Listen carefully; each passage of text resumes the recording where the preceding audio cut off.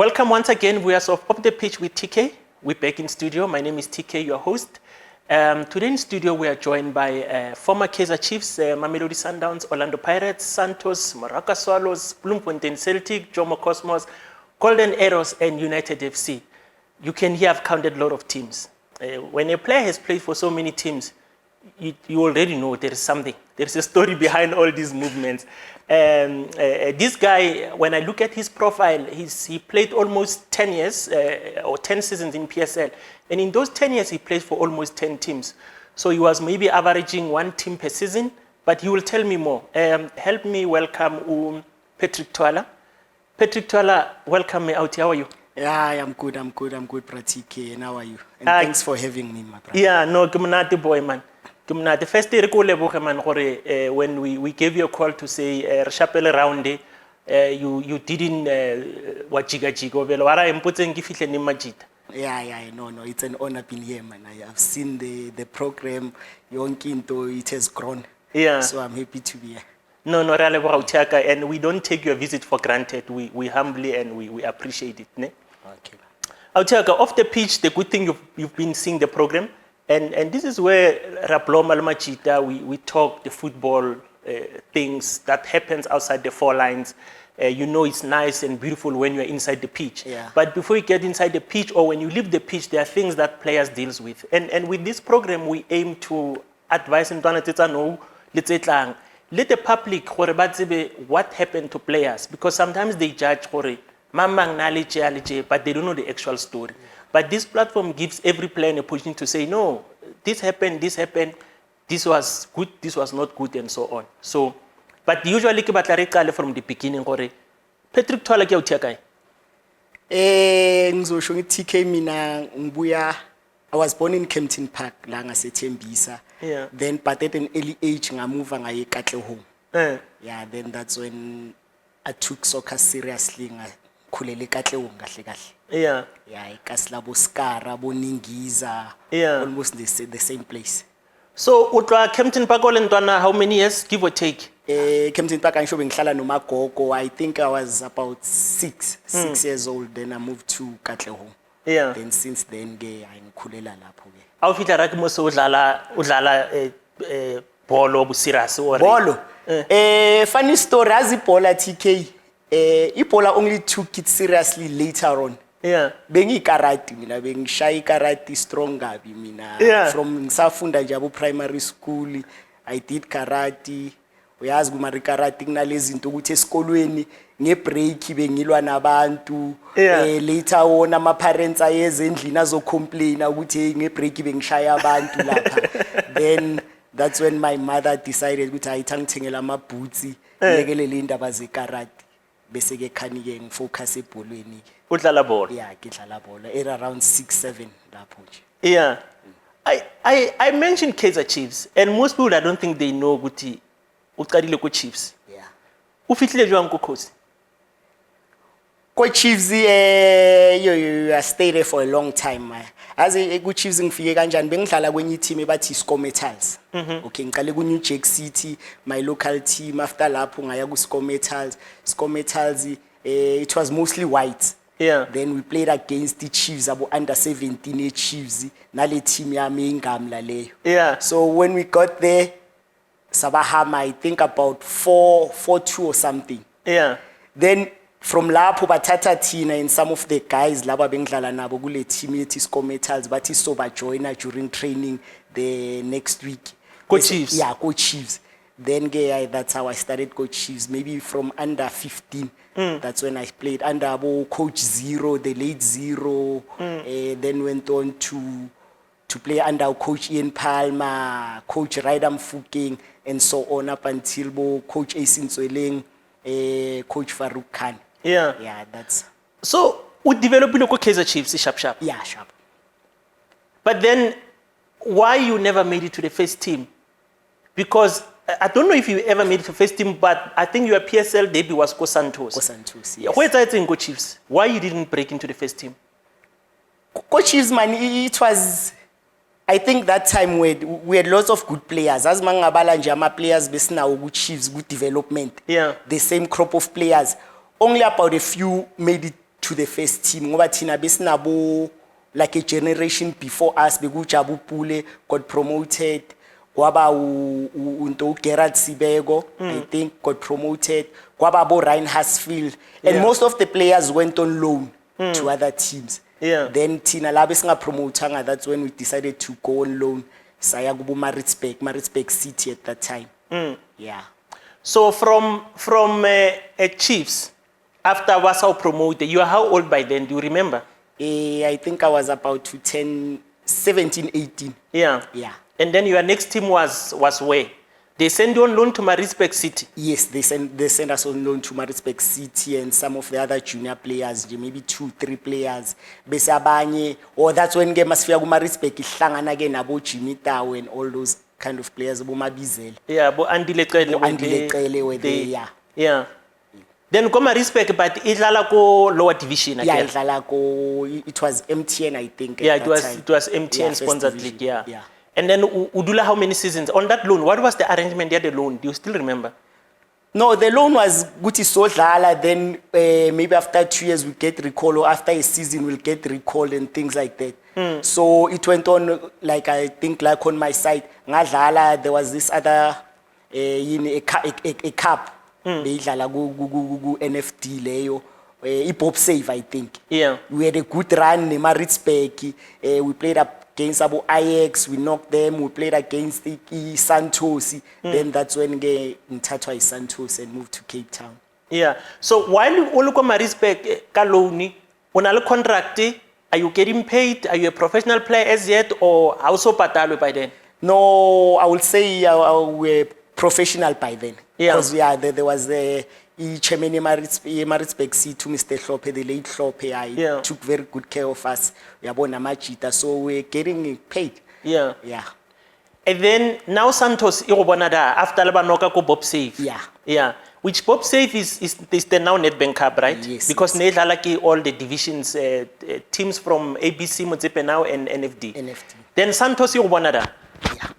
Then how does the move happen? Do they speak to Chiefs or do they speak to Maritzburg? Who do you belong to? As Santos say, we want you. Santos spoke to Chiefs. Yeah, but they obviously initially they spoke to Maritzburg. But then I still was a player at Chiefs. Yeah, so they spoke to Chiefs. Then I went there. I think Santos bought me outright from Chiefs. Then I went there. Then I was a Santos player again. Yeah. Yeah, that's when my PSL debut happened and everything started. Yes. Santos.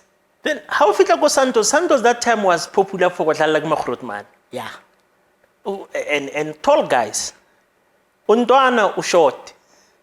Who was the coach? It was Bobby Solomon's. Okay, when I initially first came, it was Gordon Niggerson, I think. Yeah. But then he left. Kwaba Bobby Solomon's. Then they later on, Mushinel Trukal and those kind of coaches. I think Farouk Khan also came, but later on. Yeah. But Manyala Piana Begu Bobby Solomons was most of the time there, either as a coach or assistant, Marano Farouk. So while at Santos, do you still remember Ofitla? I assume they are sending you as a winger. Yes, yeah. Who were you competing with for a position of Ofitla Santos? As a winger, yeah.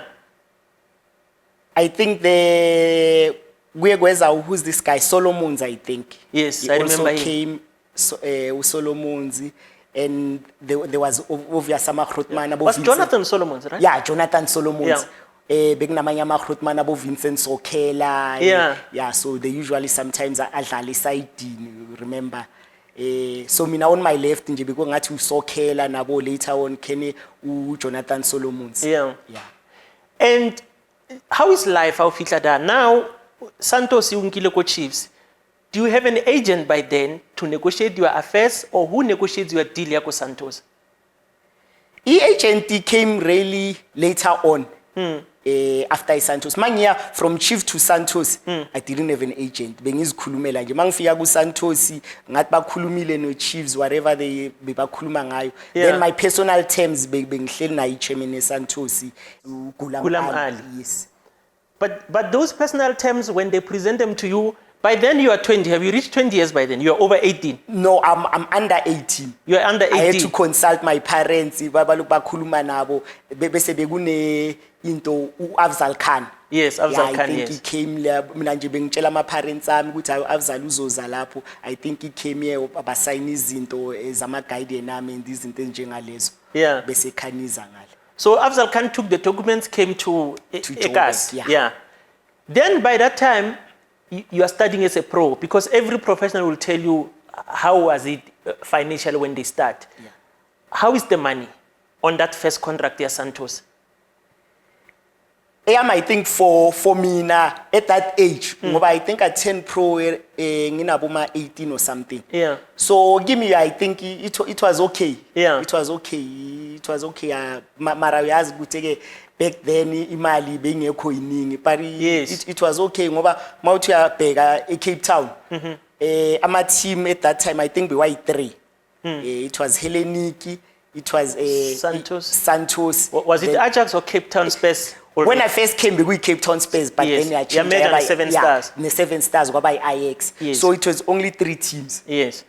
But now manje masowubheka kuleyo 3 teams, that means Cape Town ahlala isikhathi eside. Most of the time isikuphi singaphandle. Yeah. Either se Joburg, se Bloemfontein, se Durban. Yeah. So ngale mali mina bengithola, I think be enough kimi ngoba behlala sema hotela only mangilapha eCape Town ya. Yeah. And then accommodation wise, where do you stay? Ngaqale ngahlala ngi1, but later on ke bangihlalisa no Bab Sokhela, uVincent Sokhela. Yeah. Yeah, ngahlala naye.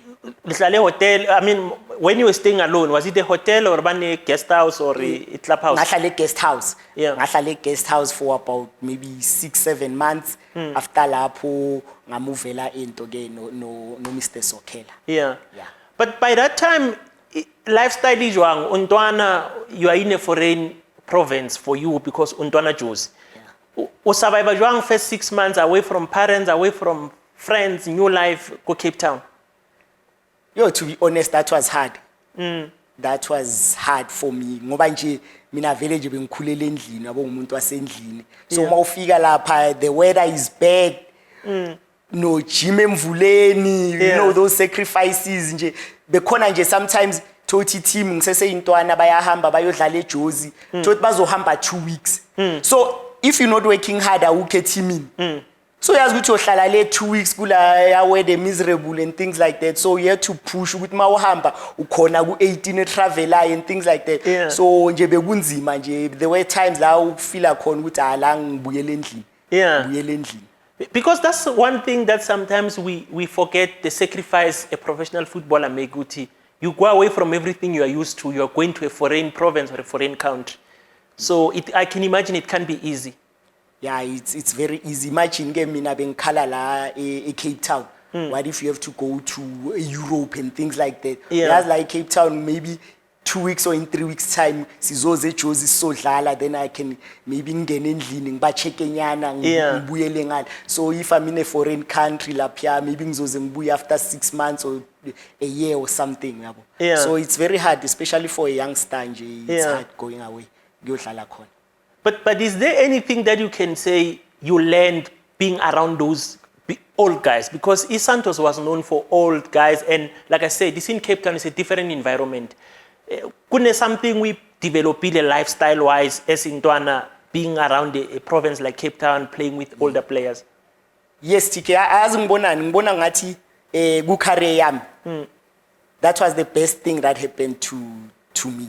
Ukuthi mangiqala my professional career ngiqale nalabantu under labantu abadala laba ngoba bengithola guidance ngoba I think intwana lapha bekuyimi no Taren Arens. Yes. The other I right remember lo wagcina waye ku Pirates ku Sundowns. So ngathi bekuyithi nje intwana mostly besiloku sithola ama game time. Yeah. So I think ukuqala laphana nje isenze saba ngoba besifocus. Yeah. So bonye kuzuphuma uyozenzela izinto zakhe esayidini behlale, and Santos, it was a big team by then. Yes. Ngoba besawini league, played in Africa nje nama cup games nje, we were always there. Yeah. So give me, it was a good thing for me ukuthi ngiqale ngifike lapha ngithola abantu abadala ngidlale under bona ngoba ama guidance, and you learn so much under bona, the Mauritian guys bo Makithia, Sebastian Parks. You learn so much. I think nje ngithathe okuningi from ngiya lapha ku Santos. Yeah. And by that time, you play at Santos. What kind of a play? Like, you know, I'm playing for Santos. This is how Santos plays. What was the play like? And did you manage to adjust to how they want you to play? Yeah, give me footy. On my side, I think it was an advantage. Yeah. Ngoba I was playing mostly as a winger. I can whip crosses. I can take people on. Santos beyidila ngama-cross kunabantu abade lapha, you must whip crosses, by good headers of the ball, yabo Ite, yabo Musa Otieno, dead ball situations were deadly. The wind ama-team ngapha amawaye Santos, they couldn't handle us. Yabo. So kimi nje I think isebenze kahle. But then i-adjustment leyo, it was a bit hard ngoba ngikhulele ku Chiefs. Good development, sithanda ukudlala ama-Ritzberg, ama-ball players and things like that. Mawufike Santos, you have to go down the line with the cross. Uyabona ukuthi nje sengifundisa izinto eziningi nje. I can play like this, mara ngachange futhi to another dynamics of the game. Uyabo mangifuna iwin or ngifuna igoal, sengiyazi ukuthi ngiyenzani. You can still play your normal game le uyazi, but you have to adjust to the tactics teams, to the team's tactics. And usually these so-called smaller teams or Cape Town teams or maybe Durban teams, when you are playing the big three, what is the mood or what is the feeling like when you know Chiefs is coming down or Pirates is coming down? I'm sure the preparations and the mentality is not the same. Mina njengoba ngisho ukuthi ngidlale nama-Grootman yabo khumbula abo John Bitso. Mentality nje yaku Santos nje it was on another level. To tell you the truth, the mentality yala ma-Grootman was on another level nje. Besingamind ukuthi sidlala nabo bani, abo Chiefs, Pirates, ama preparations were always the same. Nje mentality yabo nje frame yabo towards ama game nani uyabona masengiza later on in my life masengiza in my career sengiza kubuma Pirates nalapho uyazi nokuhlangana namajita amaruzezwa nini bathi kuyodlalwa neLeopards uyabona eGymini mentality ayifani mara uzwe nini bathi kudlalwa neChiefs kana switcher on uSantos we always switched on ukuthi sidlala neHellenic sidlala neChiefs sidlala nani, it was always like that ngoba ama-Grootman ebewazi into ayifunayo wonke same mentality, same level. And every team have their own rituals, I believe, when they're going to the games. Santos bebashaya ngani bona? Hayi lapha bekungana next. Bekungana next lapha nje. Bekungana next. Bekuhamba kuyedlalelwa nje. Uyahamba uyidlalela nje. Awuzwa ngithi ish lapha nje bekungathi yabona leya team leya I learned so much lapha. Ngoba masowuza kula ama team bekunalento ukuthi kuyakhenjwa and things like that. uSantos sometimes ungakhempi uyilalela endlini 12 o'clock siyahlangana ehotel, we have our pre-match meal, sihamba siye gaming if we playing home games. If you playing home, you didn't need to camp. We didn't need, because bayazi ukuthi abantu abadala we take care of ourselves uyabona so nami ngintwana ngeke ngiyazi ukuthi siyodlala kusasa ngiphume ngi1 kusasa kumele ngiyo explain kulabantu abadala ngizothi yabo so bekunjalo nje. It was a self-disciplined team. Bazokutshela ukuthi hayi sikhempelani sihlala nama family sikhempelana, I can't leave ifamily yami ngiyokempa lapha besikempa masize eJoburg siye eDurban siya kuphi, that's when must travel besikempa lapha. If it's a home game you meet at 12 for pre-match meal team talk stadium, No, that's a good arrangement. So now eventually you move from Santos a bit, I think you go to Cosmos. Yes, What happened there? Bengicala ukuba homesick man. Iweather yalapha it was too much for me. Bese sengizwa nalento ngisho sengiyadlala manje na ku Santos.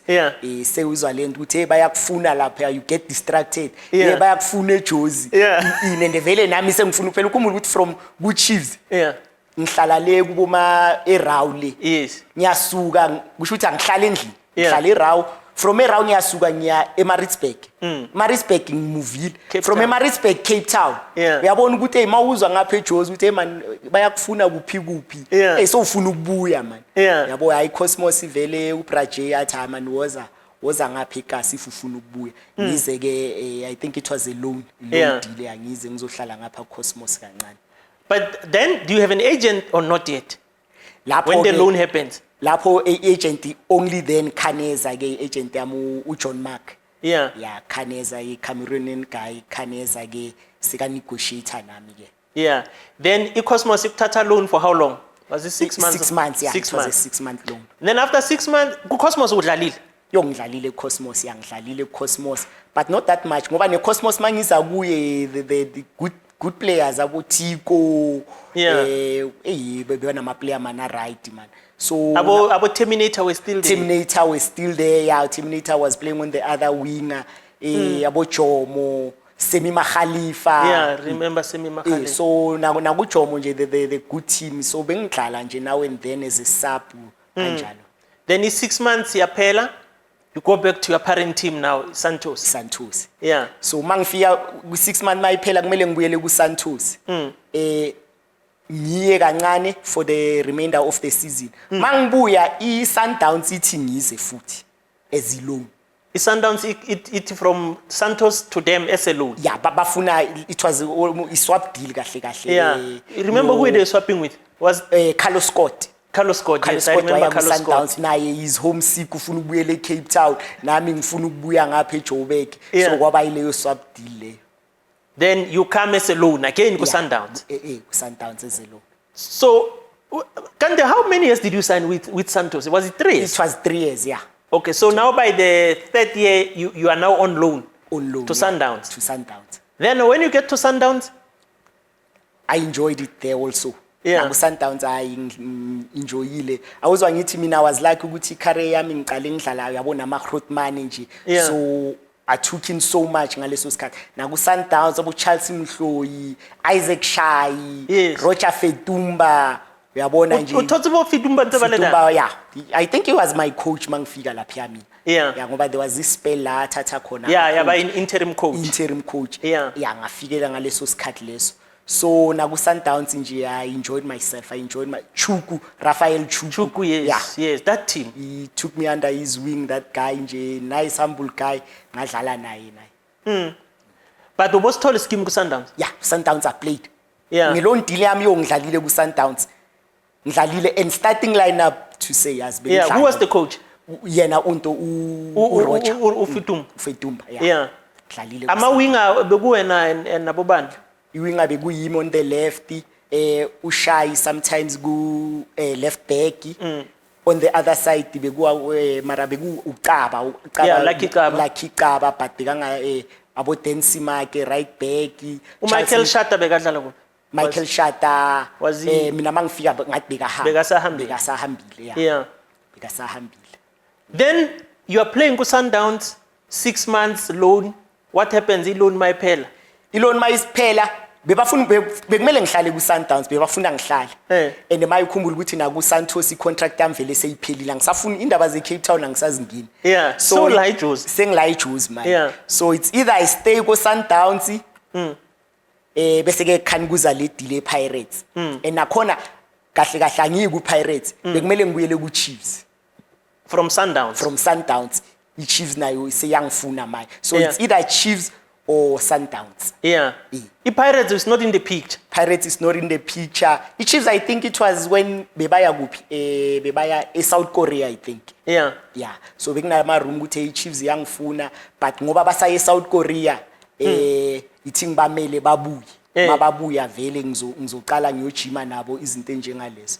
So that's when Pirates came in uthi ngoba laba bale bangibiza bathi hayi ndoda siyeza ukuthi Sundowns yakufuna. Woze officeini sizokhuluma nje bathi sizokhuluma yamazi ubra Ivy nathi hayi sizokhuluma nje ama ufika lapha yana bakushashaya lapha so while you are waiting on Sundowns and Chiefs uchairman uthi no come uthi hayi no siyazi ukuthi babathuzo yakuphi mara nathi siphi chance woza kancane la sizokhuluma ama ufika lapha so when you go there uhamba nobani mase ngiya lapha sengihamba no John Mark agent yakho ni 2 si2 malifika uchairman uthini uyabuza ukuthi ufuna ukudlala ibhola phela that guy has so much presence nje yazi mawufika uyathuka mara uyenzanga next ubuza ukuthi ufuna ukuyenzana wena ufuna ukudlala ibhola obvious chairman ngifuna ukudlala ibhola so manje wayiluku uyalina lile woza la ekhaya uyabona sekumele manje sekangijintsha ingcondo yami ngoba mina kahle ngimeli iChiefs ukuthi mababuye eSouth Korea and ufuna ukubuyela la cause that's your home ukhulele la uyabo ngithi mababuye eSouth Korea vele hayi ngiyakubo vele yabo mara naku Sundowns ngizinjoyile naku Sundowns bese ku Sundowns it's just that ukuthi bekune Chiclass family umtsiphe khana zongena yabona ngathi beka just 50%, yeah yabo so awukho sure ukuthi kuzoyenzekalani bekungekho besingekho certain ukuthi kuzoyenzekalani i-team izothatha what shape but ku Chiefs siyazi vele it was well established yabo izinto njengalezo ubra Ivan athi ayisondela kancane nje so khuluma so malifika baliconvince kanjani balinika imali balinika icontract imnandi or kwenzakala uliconvince kanjani uchairman ukunikeza nje icontract nje athi awuzodlala ibhola la uyazi maku Pirates na i-Chiefs ukungena ku national team it's much easier uyabona nje i-recognition and izinto enjengalezi and Pirates bengithanda ke mina ku Chiefs ngidlalile ku development but then i-Pirates bengithanda and still do and that time Pirates had a lot of players your age a lot of players my age playing entertaining football nje ama size am bonke nje especially the attacking players nje so yeyo nje into enza ukuthi ayithi ye khona and do you still remember ukuthi i-deal benjani ePirates how many years how was the signing on fee how was the money na ku Pirates nakhona i-deal bekuyi 3-year contract bekuyi 3-year contract money was good I think it was over 15 by then i-signing on fee kupha i-Pirates mara ayibhadali man as abantu as Pirates ayibhadali I've had this perception ukuthi Pirates doesn't pay Pirates ayibhadali man i-Pirates ayibhadali bakutshela ukudlalela ibhetch bathi udlalela ibhetch mawuthi uyacomplain bathi yabo Jerry balanda istyle yabo Jerry Sikhosana amaGrootman bathi balanda istyle wena sowufikile awukakenzi next uzocomplain uyabona man bakutshela ngehistory and ufuna imali wena man mawuthi imali bathi history boy ibhetch boy awukakayenzi next awucala usebenze kuqala sizokhuluma usibanile bakutshela ngalesa style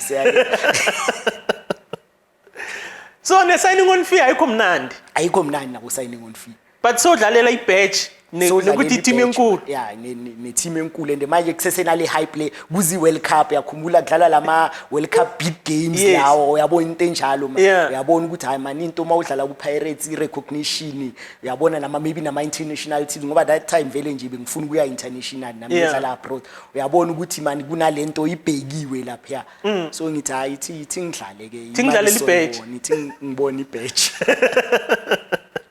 so now by that time you've already established udlala ku Sundowns mawudlala ku Sundowns sewuba famous uya ku Pirates ifame yakhuphuka because i-Pirates has more viewership than i-Sundowns of course because the age and the status I mean you know Chiefs and Pirates they are big teams so udlala ku Madabi now you are getting popular wintwana how old by then you are 22 23 lapho 24 so netrans we buying first khaya ngayithenga sengibuye la eJuice but mase ngu Pirates nge-contract e-Pirates mase ngu Pirates you buy what kind of a car polo play polo play and that time kune age group bahamba similar cars almost similar cars abanye ama Mini Cooper Renault Megane lawa nje amancane nami ngithi I think izitholele ngoba manje is difficult as abantu banokuthe ukuthi hayi man ungaqala ngemoto ngani is difficult ukuthi ube yi-professional player ngidlalela team enkulu cede ekseni ngiye ejimini ngiyame Mayfele ngiyogibela itaxi what if ngeweekend ngidlisa iclub lapha bese ngiyogibela itaxi Tuesday ngiye ejimini abantu etaxi uyabona ukuthi labo madala bazangena ndoda uya ukori lapha so ikari that's why emajiteni it's essential ukuthi kumele ayithole vele and maye uyabona ukuthi nama team amaningi nala trainela khona abakhetha indawo ezisecluded itaxi ayifike easy abafuna ama support amangabe bebedliwe ngeweekend ama support agibela itaxi ezelapha yabo sekuyizinto enjengale so I had to get a car ngizokhona ukutravela nami ngibe right but where do you stay that time ku Pirates besihlala khona la eBaklu i-Pirates ibenendawo you were staying la eBaklu ngiyazi le ndawo le majida bahlala kuyo uboshera nobani no Sean Potgieter Sean Potgieter I remember mamtholi ku Ajax naye weza from ku Ajax lesayine same season almost same season but then ngathi uSean weza ngapha a carry injury ngoba nje makafika kadlala ngesikhathi eside mara bengiloku nginaye vele masiloku singapha so now udlalela iPirates unemoto uthola over 15K. I-lifestyle outside football, iyaqala. Yeah. Yeah. Yeah, that's when ama-bad habits obviously. Yes. And my obvious sengingene kulesa stage senginabo ma 23, 24. Yeah. We understand. Ufike eteamini ngibuya ukuyodlala nalama Grootman lawa bengifocus kuwo. Yeah. Angikade ngapha nangapha. Yeah. Sengize ku age group yami manje. Yeah. Thola boTsovilakazi, abo Gift the late Gift Remy. Yeah. Sibusiso Mazibuko nje le age group. And we on fire by then siyadlala phela. Yeah. Under Papik ongafika under Roy Barreto. Yeah, Roy Barreto. Later on kufika abo Papik siyadlala. Siyagijima. Yeah. After game obviously sizophuma as leyo group yethu. Yeah. Siye kuphi kuphi, we understand. Yeah. Yeah, that's when nama bad habits so uqala ukwa pick up ke manje. So these bad habits, is it easy to avoid them? Because a normal person might say, but the soccer players bayafana, bayenzani. Is it easy to say, hey, machita vayane mina ngiyasala? Or it's just not easy, or it's difficult? Yo. Yeah, Nele, it's difficult to answer. Yeah. But I think Ishmani, sometimes it's difficult. Yeah. It's difficult. Ngoba manje mawuthi labantu nihlale nonke. Phela manje mawuso uyi-professional footballer, you spend most of your time ifamily yakho le amawuthi uyabheka. Yeah. Uhlala unabo labantu. Yeah. So if bathi bayaphuma, ngoba sometimes angisho ukuthi ama bad habits sometimes siyanjalo kuma night club. We will go out and go eat siye Southgate sohlala lapha. Yeah. We understand. Yeah. So sometimes besenza izinto ezi-right. Bese sometimes ebusuku obviously sizofuna ukuphuma sonke futhi as igroup maybe if after a good win sifuna kuye night clubbing sizohamba siyi-group kanjani. But then you find out ukuthi hey, that's when you must be careful of your friends. You find out ukuthi kulama bad habits kuleyo group yenu le. Khona oyi-one ohamba nani kanti uyaniqeda ngale muva. We understand. So khona nje labantu abanjani. Kanti mhlambe ispy. Bathi hamba nabo. Uhamba nathi. But uzosinika i-report. Hey mara uyazi ukuthi uhambisa ama-report back lapha ukuthi izolo bekubani nobani sibuye ngobani nobani mara naye unathi la. Yeah. Unathi la. Mara uyaliceda. Uyaniceda ngaluze nina seba le group yenu sebanibizela esayidini. Naye ukhona naye hayi baloku bayasithethisa lapha naye ukhona marama uyabona man ukuthi hayi man njalo manginalo muntu lo siba nenkinga mara masi 3 4 nyana kuba right abaza ama secret location ethu. Yeah. But by then if a team like Pirates they pick something with labafana ngathi seba banama habits banekulibiza balihlalise phansi. Yeah no. Who usually sits with you to try to put you back on? Bekunonto konje uBrafil. Yeah. Sithedi. uBrafil sithedi. Yeah. Bekuye ke wesibizayo asireprimand hayi man bafana sengiyezwa nini. Hey Pirates it's a big team anyeke nambe kuphi bangasitsheli yabo izinto enjengalezo. Yeah. Yeah so uBrafil bekeza bakhulume nathi lapha abo the late sisodwa naye basibizele emasayidini. Yeah. Upapi Papi Khomane bekuyi captain yethu. Naye because there was this other point this other time bathi kumele ngiyohlala noPapi.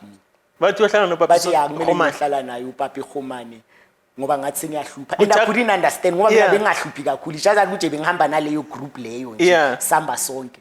Bathi ayona ngathi kumele uyohlala noPapi. Akugade kahle. Angigade. Ngaya 2 days lapha ngamtshela Papi lento anyeke izisebenze.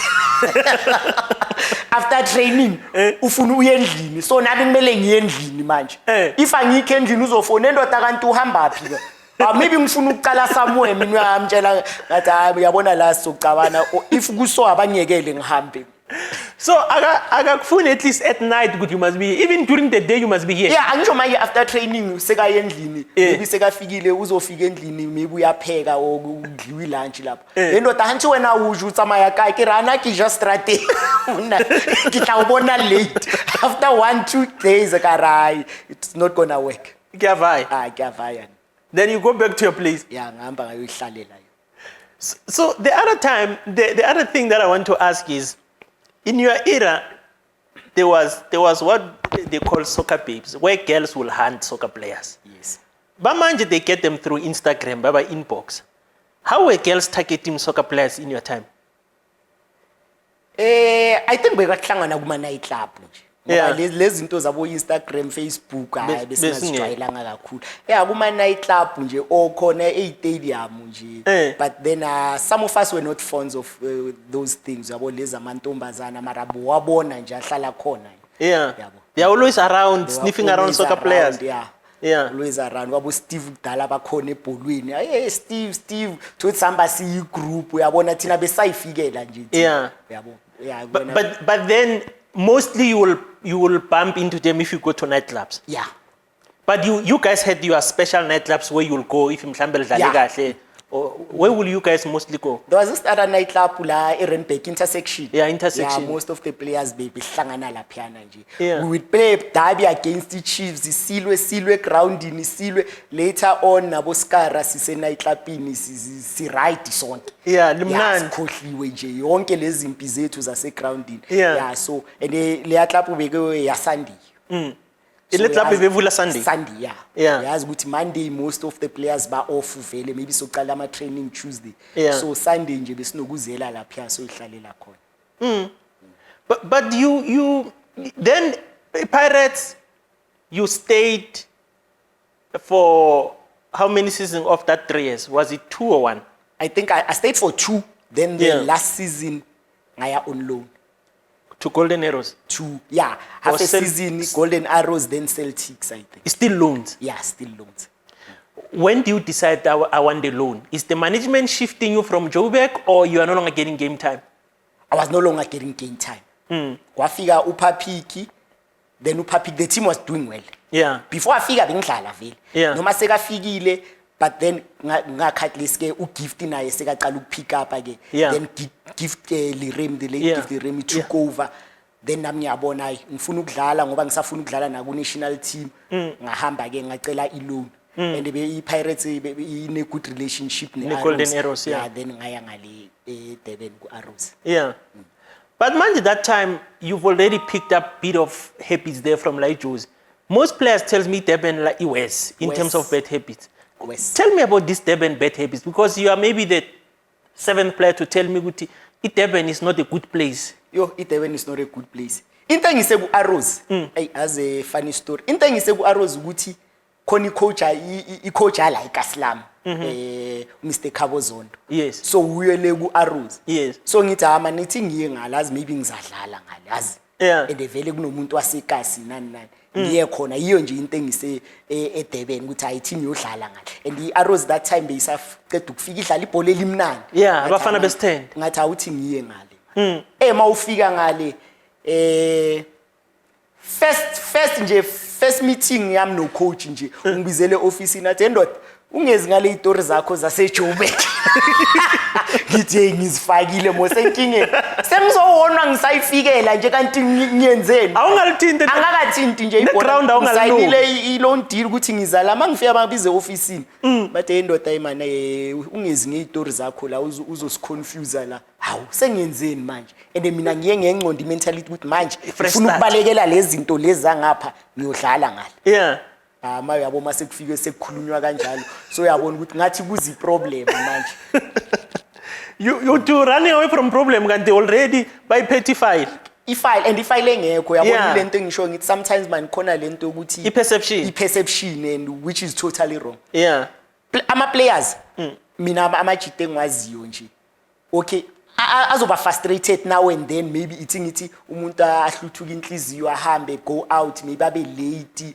or akhathali mara eze ejimini nini hayi ukuthi ba absconde lento ukuthi siya absconda akhona absconda thina besingaziqondi mara uyabona ukuthi if ngicabane ne coach khona lapha elobonayo ukuthi this week kumele ngidlale wonke umuntu uyabona nasejimini ukuthi hayi man uphethe uyaqala this week uyayiphusha bese nini bathi uphethe akadlali akekho naseteamini wes iteam yambile ye Cape Town wena usele and you were performing the whole week wonke umuntu ubonile icoach ithi aya ngikufunele le game ngizokubona mangibuye eCape Town and that's where frustration starts mabahamba nami ngiyahamba ngiyintoni zami Monday mase ngibuya sini demoralized nje yabo that's when lezi zinto ziqala lezo unless ke mabathi niyahamba iteam yekuphi nani banenzele something friendly nyana yabona ukuthi competitive nyana ukuthi uzokhona ukavoid certain things But when they leave you, they go. You will have to do something.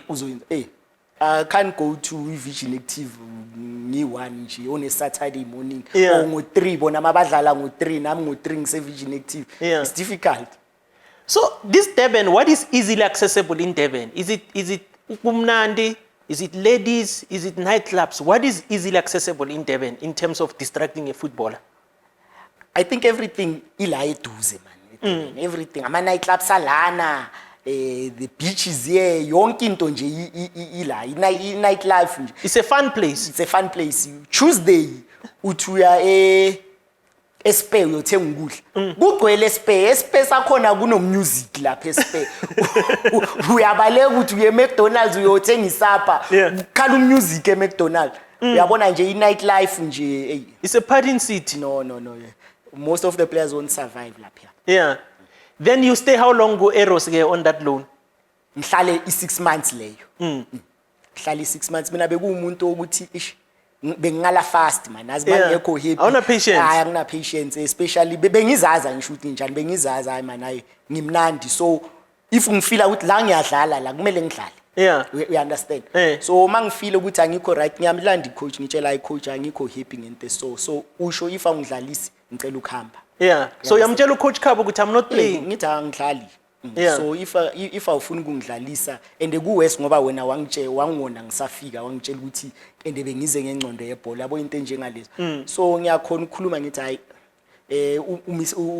umisisi uMatla. Yeah ngamtshela ngathi hayi mama ithi ngihambe ngoba la angisekho right. Yabo. Then to Celtic. Now you tell Pirates ukuthi I want to live here. No, iPirates kumele ngibuye kuPirates. Yeah. Mangibuya kuPirates ngibuya bayashisa. Hayi iPirates beyivutha ke ngaleso sikhathi. Barry Mtapa, Isaac Chanza, uyabona nje. Yeah. Isadlalo uyabona ukuthi nalana nje hayi ukuthi ubreak in. And my Pirates ngaleso sikhathi benama player I think there was it at that time Pirates be see more than 45 or something. Yeah. Of players, good players. And they wonke almost the same age. Yeah. Uyabona ukuthi nje ukuthi na uthola ichance yakho and lokuyawina. Yeah. Ama game consistently so if kuyakhona ngathi kwayenza boma 16 or 17 games unbeaten. So if team iyadlala unbeaten for 15 games for more than 15 games ku difficult ukuthi bangalo ba chop and change lapha. Uyabona ukuthi that's half of a season yonke phela le. Yeah, uhleli. Waiting for your chance. Ungadlali uloku bayahamba bona baya travel uhleli wena. Yeah. And again when you are staying behind is that distraction. You're gonna go nightlife. Yeah. So now they said go to Celtic. Yeah, ngiya ku Celtic. It's loan. Loan yeah. But again Celtic is another city. Yani. Na ku Celtic it's another city nakhona. Bloemfontein same as Durban. Yeah. Indawo incane. Kumnandi kunabo makhufe kuna ama festival waya. Yeah. Ama supporters ku right nje ku Celtic. Bazi ku right. It's not a place to focus. Hayi man. Now you start saying Cape Town was the best for football. Cape Town the best. Cape Town ngiyabanda uyohlala endlini lapha imvuliyana ngaphandle. Yeah. Uyohlala endlini lapha uyohlala la uhlala khona. Yeah. Maye Bloemfontein weather I right. Nini festival khona la e stadium. Nini kuna something uyabona nje. Kubusy nakhona. Then ku Celtic by then who was the coach? Ku Celtic when just coach ubani I don't remember the coach ku Celtic. Oh, Paul Doleza. Yeah, Paul Doleza ku Celtic. Yeah, and how was he? Yeah, he was good coach also nje. Good coach naye ofuni win at all cost. Yeah. Yeah, he was a good funny coach futhi. Okudlalisa. Yeah, bengidlala ku Celtic but then he changed me to wing back. Athi no longer a winger. A winger yeah, then ngadlala wing back which is more demanding. Yeah. Did he explain to you Magak mover or what was his logic behind it? No, he thought I could run up and down nje and mina lezi ezokumaka le move angizingeni nje ngoba isystem yakhe mostly told Doleza bekasebenzisa i352 that's when beyilook ingena ke kakhulu ama team amaningi sewaqala leyo formation seyiqala ukuba famous ke wangidlalisa wing back. Wadlala nyani man? Yeah, ngadlala nakhona nyana nje. Andawo bo John Maduka na khona guidance yabo yabo. Yeah, sadlala Celtic. I think we went on to win Super 8. A Super 8. Yeah, Roston Gilambe scored against Super Sport. Against in Poch, Yeah, in Poch. Then eventually the loan ends in that 6 months. Yeah. And that marks the end of your Pirates contract. Pirates contract, yeah. Now, who's next? You go back to Joburg to Swallows. Yeah, then ngeze eJoburg. Maya ngisafuna ukuhamba manje. So ufuna ukudlala eJozi. Ngifuna ukuhamba. Ku-Celtics I could have stayed. Yeah. Mara ngisafuna. Yeah. Sengifuna ukubuyele eJozi manje ngibonile ngihambe ngisesenabo 13 15 ngiyodlala ku-Chiefs ngiloku ngitravel Yeah. You haven't been home. Yeah, sengifuna i-team la eduze manje. Ngoba before Swallows ngitrainile ne-SuperSport. Coach Pitso. Yeah. Yeah. Nakhona I could have stayed kuPitso but ngiyabona kusePitori kude le have to travel ngoba ngifuna ukudlala ePitori. Sengifuna iJozi bese ngatraina ne konje yini le iSilver Stars. Yes. Silver Stars ngatraina ngoba bona bebala eModderfontein. Ngatraina nabo. Mangifika kuSilver Stars first 2 days nje it was hell. Bengicala ukugijima kanje life yami nje. Who was the coach? Unto konje who's this coach? ODG. Owentagama. Yeah. Ngiyafika first day ngiyotraina lapha. Angithola kuyagijima vele. Yeah. Ama laps into awuthola ukuthi pre-season or yini. Ngizitshela ukuthi hayi maybe ngoba first day kuso. Yeah. Ngibuza amachite ndoda kanti kwagijimwa kangaka namhlanje bathi hawu kagezwa next bekuyi warm up. Kusasa ngiyafika ngitshela ukuthi hayi sodlala ibhola nakusasa kuyagijima. Hayi after training ngakhuluma naye angisho sengizwile ukuthi iSwallows nabo bathi ngize ngizokhuluma nabo. Ngamtshela ngathi coach I ngidecidile I think ngizothatha another offer anyeke ngikhona. No, I've heard ukuthi there 50 laps is a norm. It's a norm lapha i-warm up yakhona yo bothola bo Keketso Mutonga I think. Yeah, Keketso Mutonga. They could run the whole day. I-warm up nje 2 days it was enough for me. What you know? Ngathi no anyeke ngikhona. I'm not a runner, I'm a footballer. Ever since nje ngidlala ibhola mina i-hard training nje angiyazi kahle kahle. Yeah. But then ithi bathi senza lezi ke ezishort ama short. Yeah, utraina ngebhola. Ngebhola. Yabona lapha u enjoy it. Lezi ezokugijima ngazi nje. And khona abanye abantu ama coach kumele understand khona abanye abantu emoyeni wabo nje banomoya nje. But they can run the whole day but they can't play. Khona abanye they can play but i-training nje abayifuni. Yeah. You understand? Khona nje abantu abanjani mawungazi ama play yakho nje. Yeah. Ukuthi this one is not a running player but he will play. He can play akakhathali ground he can play. Mara ithagijime never. Then you go to Swallows now. Swallows, yeah. Your agent is still around that time. Yeah, he's still around. Same guy. The same guy. Now you go Swallows. When you get to Swallows, who was the coach? Kevin Hunt. Kevin Hunt. Yeah. Yeah. You know, Kevin Hunt believes in down the line, whip it in. Whip it. Yabona, I would say in my football career, at Santos and at Swallows, that's when I enjoy ibhola nje. Okay, Pirates, I did enjoy Pirates, na Sundowns in terms of playing, nan. Yeah. But then in terms of direction, my career, I think at Santos, na Swallows, I enjoy ukudlala under Kevin Hunt. Yeah. So now, when you get to Swallows, now is after 3 years since we Pirates. Yeah. The Pirates usainele badge. Imali wasn't that much. Now, do you negotiate the new deal in Swallows? Yeah, it's a new deal. Yeah. A better deal than So Swallows paid you better than Pirates? Better, far better than Pirates. Mautia Pega, they pay me far better. Ngiseduze ngila eJimston. Yeah. Ekhaya ngiseduze nje. Yes. Ngila stadium, Jimela la stadium ngiyakhona ukuya ekhaya ngila eduze. So kuSwallows nje bese ngirelaxile nje ngisekhaya ngi-right. Yeah. And you played for how many seasons kuSwallows? Na kuSwallows ngisayine 3 years I think. Yeah. Wayidlala yonke? Ngadlala first season uGavin wahamba kweza uIan Gorowa no Mayoyo I think. Yeah. Bese ngadlala nayo. Then I think on a 3rd year, that's when I left Swallows. But the coaches were still Ian Koro. Ngathi nabo bahamba. Bavaya. Kweza I think a Brazilian coach or Portuguese konjubani. Kweza a Brazilian coach man. Liao the one that ended up at Pirates. Yeah, Yes. Mabuza yena, that's only when I left. Uvai. Yeah. But kuSwallows, who were you competing with? You still remember? Swallows, it was my homeboy, Bongani Mpele. Yes, I remember. Jafet Zwane. Yeah. Yeah, Ibo on the left. Yeah. But is that cheaper also? Cheaper Mate. Mukoko. Umkoro, yeah. Yes. Naye becompete. And that time is when Japhet Zwane he was overseas. Yeah. We are in Russia, Yeah. So eventually by the third year we are Vaya Swallows. Then your next team was United FC. Yeah. NFD. Is it in Joburg? Ise konje yini le ndawo le? Free State. Ise Free State. Yes. Yeah. United FC Free State. Na i-team benama ambitions leya. Ngoba basayine good players saya nabo Steve, the late Skarango Bese, may his soul rest in peace. Yeah.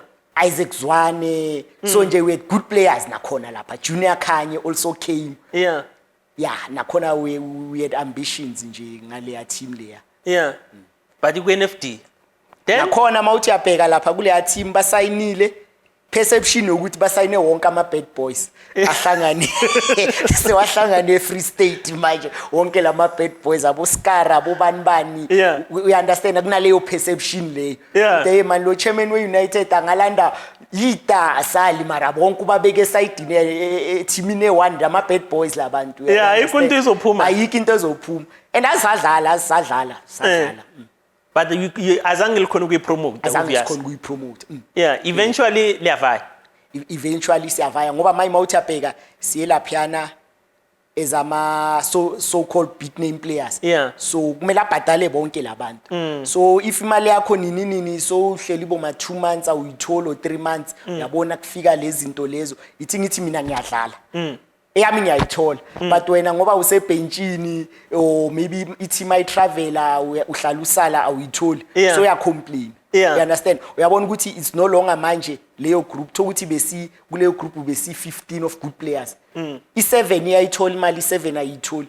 Obviously ne-team anyeke isawina. We understand ngoba we depend on each other. Yeah. Then you decided hamba nge-1-1. Hamba nga-1-1 amajita loka yahamba ayi man uyabona siloku siyafuka manje. Siyafuka sesele nalabo abanye abafana abakhona lapha eFree State uyabona baloku ba promote ama youngsters mara uyabona ukuthi akusafani and now anyeke sayenza sisodwa lento ngoba some of the other good players ahambile yabo. Then it became difficult. But in terms of money, did they obviously let me not say it obvious. How was the deal from Swallows now to NFD? Yayehla or total difference. Swallows everything was sorted. They go right. Yeah. Swallows and even sponsors a total that time. Swallows. It was VW. It was already VW. Yeah, okay, that was after total. I think Leon Prince. Yes. Took very good care of us as asisa sayana overseas Wolfsburg. Yes, Germany, yeah. Yeah, na iSwallows. So kuSwallows nje bekumnani nje ukuthi mawudlala mabathi wine nzothola imali engaka. Mawuqeda nje igame ungene changing room uthi uvula ifone ingenile imali. Yeah. Yabo akunalento le mabathi ngedate so uyahola anyeke so kuSwallows nje ubohamba nje uye mall mara uyazi ukuthi ngesikhathi so imali khona. So which I'll assume imoto bese changiwe mase akusasi player le ku Pirates so change imoto by then. Yeah.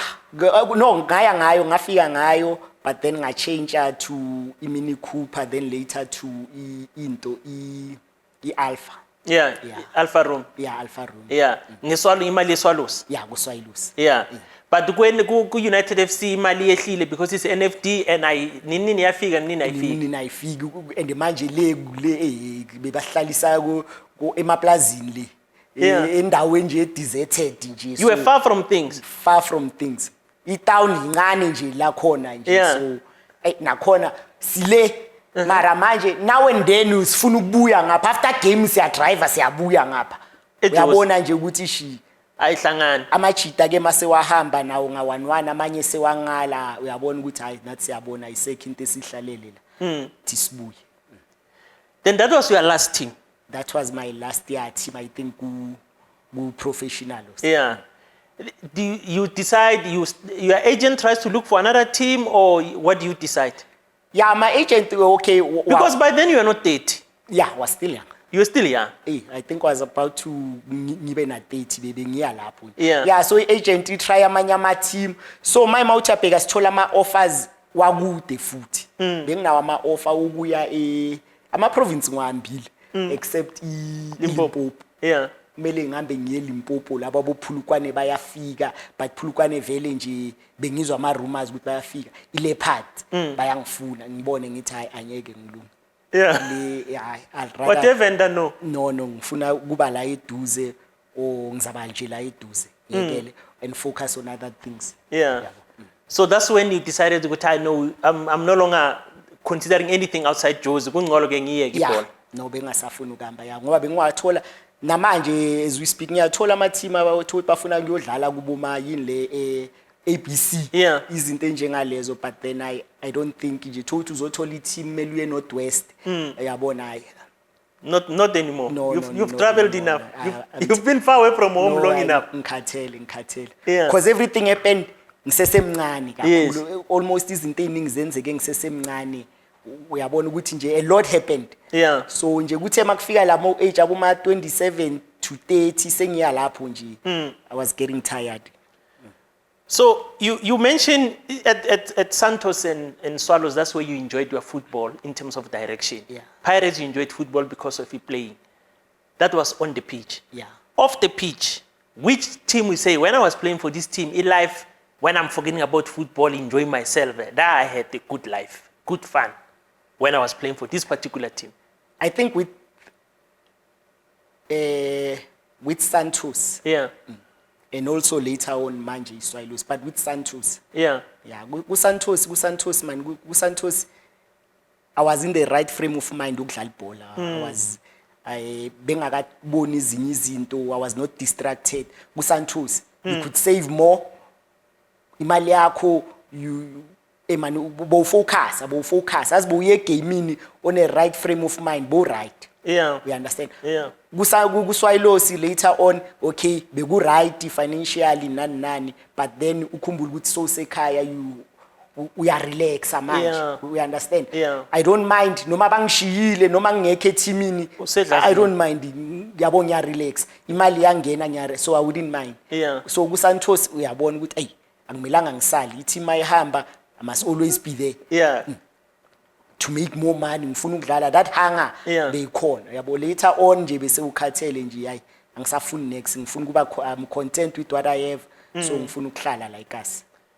And of these teams that you played for, which one used more muti?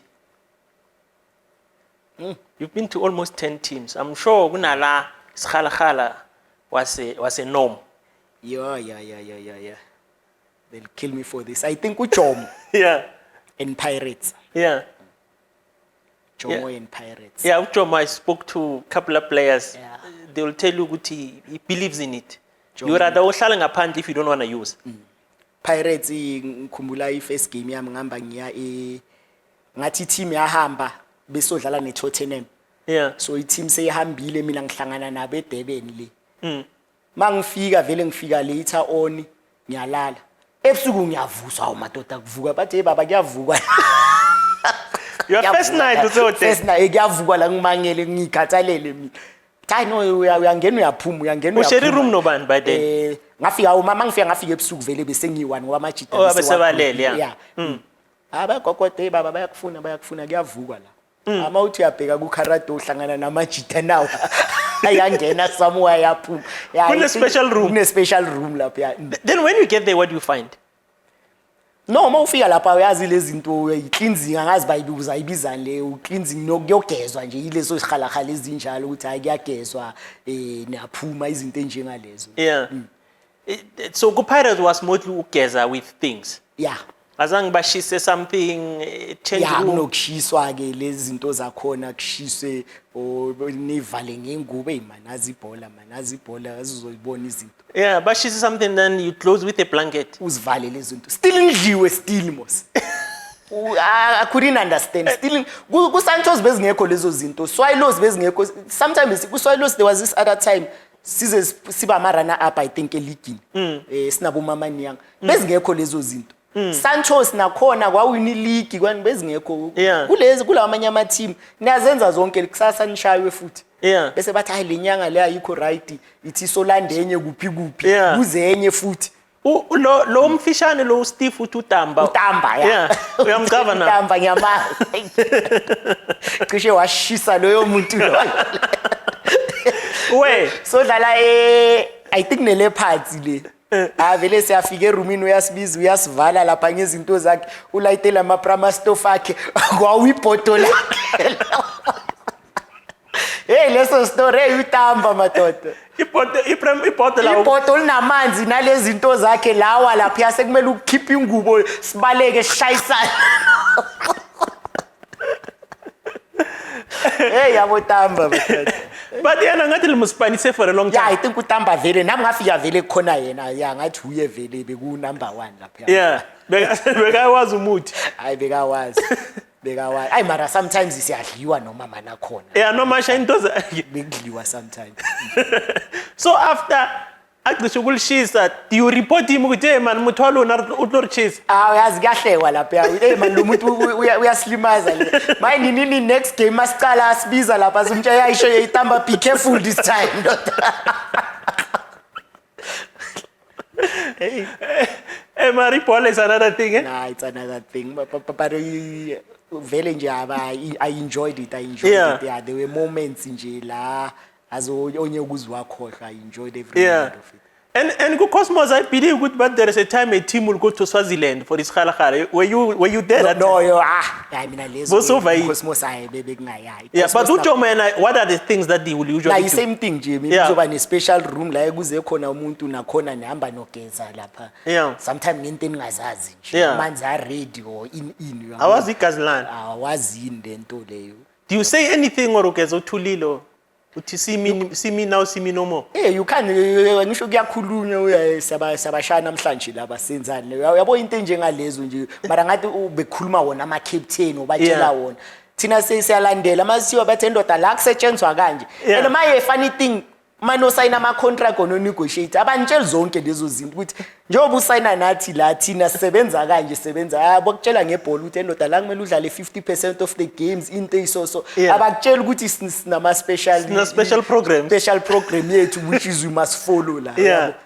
But now while we are on this muti story, yes, we are about to finish it again. Lina ama player self nikuthi lishayane self. Yeah, khona majita ngekho right nje. Khona majita ngekho right, but then uyabezwa bayakhuluma ukuthi amani ubani bana ngiphathi kahle o izinto njengalezo. Mina was fortunate enough ukuthi maybe ayenzakala ngimara nje uyabona nje ikhona leyo mimoya as much as ikhona kuma corporate space ema office abantu bangathandani bathelelana into ezima. I think nasebholweni izikhona izinto njengalazi. Yeah, I think so kune meet a team, kune meet teammates for the scheme. No. And abanye anye kubalwise ngoba umuntu uzokutshela ukuthi hayi mina ngibuye ekhaya senza kanje, ekhaya siyahlaba o ekhaya senza kanje. You understand? Not knowing ukuthi maybe uyenza ngama good intentions or bad intentions. So but kunamanye amachituzo ukuthi uye uyangisinda lo. Yeah, uzukuthi hayi lo umuntu maybe akekho mnani mara ukhona uhlala khona nje. Mara akekho mnani mara uhlala bona. Hlala seskimini. Makuvela wena nje bathi hayi lo uyahlupha lo. Njalo makuvela wena uyahlupha noma ungenzanga next.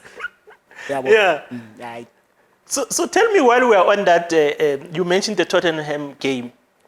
When you played like Ellis Park, or did you play in Durban? I played in Durban. I went straight to Durban. Boso dlala le Pirates or bothi ukufika. Ile nto ngisho ngithi Pirates yang hijack, ayishishuze beyihambile. Yes. Then iPirates yang hijack yathi ndoda wozokhuluma nathi. I-team seyihambile iseDurban. IseDurban. Yeah. But I wozokhuluma nathi in Friday. Iyadlala i-game ye-Tottenham on Saturday. But I was elinyana after lapho bese sizobona sikhuluma. Mangicela ukukhuluma bangisayinise same time. Usayine that Friday? Sign that Friday. Bathi ngiyahamba Friday ebusuku. Ithimbe lokujima the whole week la. Yeah. Wena ubojima kuphi that time? Bengakajimi season beyiqeda ukuphela nje ngizijimela ngizenzela izinto zami. So bathi uma uqeda ukusayina ebusuku uhamba noma ngihamba ngirelaxile ngithi hayi obvious maybe bafuna ngibe yiphathi ye team nje. Yeah, ujwayela amajita. Ngifike ngama ufika ngale bayangintroduce ekseni amajita amaningi angibona ekseni ku breakfast phethe usijoinile shosho kanjalo. Team talk sebathi ngiyadlala. And when you get there, Pirates, a team, beguna some players you knew from Abu Jimmy that were they there. Yeah. Or he was not, he was there already. Unto Umabizela Umabizela from Maritzburg City. Yeah, Andilecele sebakhona. Then some of the players vele bengwazi from junior national teams, under 17, under 23 kanjalo. Abotsona nani bese ngibajwayele vele. Baba sifika ke bathi hayi team talk, ufike ku team talk ngirelax ngithi hayi vele bafuna ngibone ukuthi kuyenza kanje. Bathi hayi on the left Pethu uyaqala. Yeah. Who's the coach? Uroy Barrett. Uroy Barrett. So you were signed yesterday. Yeah. You traveled to Durban same day. At night. At that Friday night. In the morning ugu team. But I uzodlala. You haven't trained with these guys? Angikazange train it mangiyodlala first game yami ku Pirates. Didn't train. And you started that game? Qale leyo game, yeah. Then luckily I had a very good game nakhona ke. Yeah. Yeah, ngidlale ke. No Sailor, I think No Sailor naye it was No Sailor also you went on the Friday. On a Friday, yes. Yeah. Earlier one. Yeah. I think Sailor watch Mixeni. Yeah, he found them. He tells me they were in the bus going to training. Oh, Then one geni passing on the way to training. Mina later on ke coming figure again. But Usaila didn't start the game. Did he start the game? But he came in as a sub. Usaila, if I don't remember. But he played. He played. Yeah, he played. I think he came in as a sub.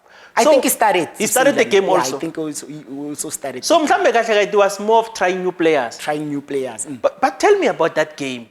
Lions the story le team le. It was an yeah. Yeah. Yeah, it was a good game. If I pass at Durban, as especially Pirates, Mautia notice at Durban, it's always been well received. If I pay lapha Durban, especially for the Pirates, Bimnandi, Kings Park, Gwele. Yeah. We understand. Mautia pega nje dlala nabelungu. Yeah. Ngihlangane nabangani bami labo engibajwayele. Yeah. Le group yethu le, it was hell of a game there. So who coach that they just said to you guys, go and have fun? Or were there tactics because you guys played normal, what we call South African football, with no restrictions? With no restrictions. Mara bengekho lapho uRoy Barrett asibekuyicoach eyithulele nje. So nje beyikhulumele bese sekuyithi among us ukuthi hayi endoda ungahlula kuceda lo yamuntu lo yamani. Yeah. Why loku uphasa umthathe uyabo bekuyilento nje leyo nje. Yeah. Amajita advisor bodina batiphethe kune pace hamba. Ungaloku ubuyela la kithi hamba uqeda ngapho so marketing. Yeah. Yabo bekuyilento leyo amongst nje amajita. Ukuthi we're going to play our normal game. Our normal game. Then were those guys not upset with you guys? Did they say anything during the game or after the game to show that they are upset or anything? They were upset, those guys, as they were upset. Overseas, especially in our countries, in other countries, about time, they feel as if you disrespect when you play like that. So they were upset. Can you guess lento it's on another level only the following days ke so bona kuma tabloids ukuthi in ithothe meeting can ubona ukuthi that was a big issue ngoba egroundini uyabona mawuceda ukumshiya umdribula oyenza ama tricks ukuthi is angry man, is angry. But they don't say anything, they don't sweat you anything. Yeah, no. After the game they shake hands sharp. Shake hands, true professional, but so again later on ukuthi they are not happy. Yeah, they were not happy. No, that was a nice game. And then after the game you go out to celebrate the victory. After the game, I think after the game, next week yakhona behlala Super 8. Yeah. Super 8. Yeah. So after the game on Sunday ngathi sibuye ke khanise so preparela ke Super 8. Super 8. That's when ke ngiqala ke utrainer ke formally nabo ke. Ne team. Yeah, ne team. Yeah. And ku Pirates who were you sharing a room with mostly ku camp? Most of the time bengishare no Tso. Yeah. Benedict Villagaz. Yeah. Or sometimes no gift, but mostly it was Tso. Utso or Dugudugu. Yeah. And I believe we had a special relationship with Tso also. Yeah. Bekutso Dugudugu. Then there was this other time ke sekufiwe ukuthi seniyapherwa ke sozoshare nomuntu odlala naye. If ngidlala noNichodwa ngisho udlala emakela mina. Yeah. So bangilalise naye ngishare naye. But then sometimes bebathi uthi hawu share noNichode siyayichintsha sinotso. Endoda hayi abaye laba ngisho bayamaka abayohlala bodwa lapha. Thina sifuna ukucabanga iattacking yethu abayihlala bodwa. So after balphera nina ebusuku ndiya change. Sayichintsha. I had a good relationship so I had a good relationship. Awuzwa ngithi besinokudlala amanye ama games mosama shooting, let's say senza ama shooting drills. Yeah, senza ama bets sinotso ukuthi man owine lana after game ngicela ipizza if unwinile kule shooting game le after la sihamba siyalandelana uyongithengela lento engifunayo so bekunalento le competition nje igcine seyikhulu bani sekafuna ukusijoina yabo sekuyinto enjalo and it helps the team because you are practicing ama drills, free kicks and whatnot. Marotsona nasa swari mutia team mna karo kare the team was begayiphethe win is team. He was on form Utso he was on form. That guy, I don't know how he did it. As Utso ilento bengisho ngithi you must understand the players ngoba kuye kweza usacoachwa unto uphala shoes. I think vele bekabazi ke abo gift abotso. Phala shoes bekanokumyekela Utso afike he will have a good game on Sunday or Saturday. Monday, Tuesday anga gym. Afike nje bam massage athulimele. Bam massage. On Thursday we'll play maybe small sided games or friendly games. Utso khana uzombona lapho ke khana adlala kasalimelanga manje. Adlala. Saturday siyahamba. Saturday is on fire. Ulwinele game. Uswinele game. Same thing futhi. Tuesday, Wednesday Utso operating table baya massage lapha is same. Bese where's u gift? Where's u gift? I've never seen so much talent nje. It's a pity which he's gone too soon. That guy was the best talent I've ever seen. Gift Makanya. Utuku. But Gift was exceptional. Gift could kick left, right, take on shot. No, Gift was exceptional. Gift did everything. Playing on the wing, striker. If you want him to fight, he can do anything. He could do anything, that guy. So it was a combination of talent and well developed. No, he's strong mentally. He's arrogant. Uyabona nje yonke into uyiphethe. Tshela kathi uthi this week ngiyaqala. Angisho besinalento ukuthi sithizane yabo ngoba besi group ngoba mawuthi abheki attacking lapha yana bekunokuba yimi Sibusiso Mazibu. From Swallows. So Vilakazi, Steve Likolea, Dugudugu Makanya. Cheese. Lebohang Cheese. Yes. Shoot uyabona ukuthi attacking so they must choose kulabantu labo or Jimmy Kauleza. Mele ba choose lapho uyabona ukuthi only 4 can start. So give that abafana bamnginekelile last week, this week ngiyaqala. Uzobona ngaye Jimmy. No, he will do everything. And uzoqala? Uzoqala. That guy, he was good. Now, during your playing days, I'm a player who sneak out of my camp. Have you experienced something like that? But Pirates is secret bay tight. But they are being no good ukuthi abobani bayaphuma abantu baphumile nani. Thina bekuyila abantu bama PlayStation sidlalela PlayStation thina we can play the whole night isilali late ngendaba ye PlayStation. You only will keep up busy. Bona ukuzwa especially makudlalwa away bese isedebeni ceda ukudlalwa maybe bathi kuzobuya the next day uzwe bathi some of the players bayiphumela thina bese ihlalela. And your derby experience, have you played one? I've played. I've played derbies. That's another thing you can't take away from any player. That experience we are FNB, 80,000 people. That vibe nje yakhona. Thokuthi uyazi ukuthi maybe derby it's in a month's time. Nje I build up to it derby nje those days nje it was something else. It was something. Fika nje I derby sekenzekale a lot. Thothi nisazodlala maybe 4 games before it derby. Mara bantshela ngale 4 games ama supporters wherever you go into uyabona nje ukuthi wonke umuntu focusile. Bakhuluma ngade game that is coming in 4 weeks. Uthola nama player thokuthi beline nokhunyana. Mabathi kuyodlalwa nani ayingene leyo ndaba leyo. Ufuna ukurecover ngalamalanga eDerby la. Yabo. That's another experience. And that's where this thing ukuthi sometimes players they choose games. If you're gonna go to Limpopo, some players will say never. So how do players make sure ukuthi I don't travel to Venda? Venda is difficult going there. Ngoba niya nangebhasi futhi. Niya nangebhasi kuyashisa lapha nodlala eGiyani Stadium pitch sometimes ayikho right. We understand ikona especially lento aziyenzeka kuphi futhi mawuthi ya notice lama player lawa esithi ama good players yiwo nje lawa khetha ama game. tshela kahle ukuthi ha le asile hayi ngiyoshiswa ilanga le ebhasini ngile hayi abahambi laba bahambe so babona amababu ikhona nje lento le is there ikhona ya so bayenzani during the week they fake injuries or bavele bangashow effort yeah uyabona ukuthi uthola umuntu bekavutha last week bekudlala ne Super Sport uyabona this week so uyabona ukuthi ngathi awuyimiselanga ba for this week hayi ndothi uyabona kiwapi kuyashisa le uyabo ikhona lento leyo nje uyabona ukuthi effort ayisafani ya this bese ubone next week bathe idlalwa nani umuntu ufike early ejimi ya ufika early seka washa imoto lapha ndoda ufike ngoba nayi ngidala ngifikile ndoda ubuthola sula imoto yakhe lapha uyabona ukuthi this week so uyabona this week lo muntu ufuna ukudlala ke this week no uThabiso told me Ramile that he will tell uPaul Doleza ukuthi I'm not going to Venda. Yeah. But because he was the deep player then, uPaul uzothathwa sharp. Ngizokubona manje. Kanjalo. Uyabona uzwa ngithi another coach right understand ama player yabo coach Kevin Hunt.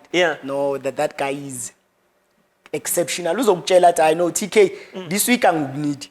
Yeah, you ngare ufuna ukuyenzani you can travel with us or ungarest. Next week idlala ne Pirates. Ngizokunida next week mina kahle. Yeah, at this week you could do whatever petty. If you feel ngathi ufuna uyo massage the whole week go there uyo massage. Next week uyaqala. I want you next week fresh. Ngela hambe yele batholi 3 points ude badlala ne team batholi 3 points. So yazi now ukuthi mentally next week umuntu lo ubeke yonke hope yakhe la kimi. So when he comes back whoever was playing in your position he must go to Stints or bench. Thothi naye awuza ngithi leya coach le yabira. Thothi naye lo muntu loyo maybe umtshelile naye ukuthi ndoda wena I need you for this one. Ngoba thina bese no rotate sinobungane empele my homeboy. So rotate athi hayi bungane kuzohamba wena this week. Phethi wena siyahamba but as cover but ngifuna ubongane for this week or ngifuna uJafet. Bese asho ke athi hayi dlala nabo bani ngiyazi uyanyeka kuyenze next I need you for that one. Yabo. Yeah, Kevin, I think is enjoying. Actually, you wanna go party? Yeah, go have your Brian party. Monday will work.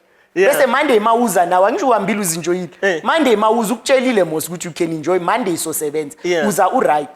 Hayi labo coach bakushange surprise ye ezwa ama rumors Monday sebakubekela idrill yakho uyi1 lapha sebakugijimisa uyi1 wena bangazi next baze ama room ukuthi baze ama room ukuthi bathi bakubonile wena ngobani you understand obathathe le group yenu le bekunamanye ama team banokuthatha igroup yenu le bafila ngathi laba benza ama shenanigans bathathe nina bayonigijimisa nodwa lapha and that is not helping us play it make you worse nisiba arrogant worse if that's the case ngoba sometimes uthatha nabantu abadlisanga kudlise laba bebadlala thina besingekho mos maybe yabo so yogijimisa thina yabo into ezinjengalezo so out of the coaches that coached you would you say Gavin was your best? Gavin was my best. Gavin was my best and Mushinel Trugal ngale short spell Santos but Gavin best.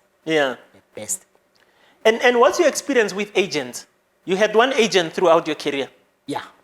Ukusizile according to you, did he help you? Not really. I would say not really. Ngoba manje sengazi amanye ama agents ne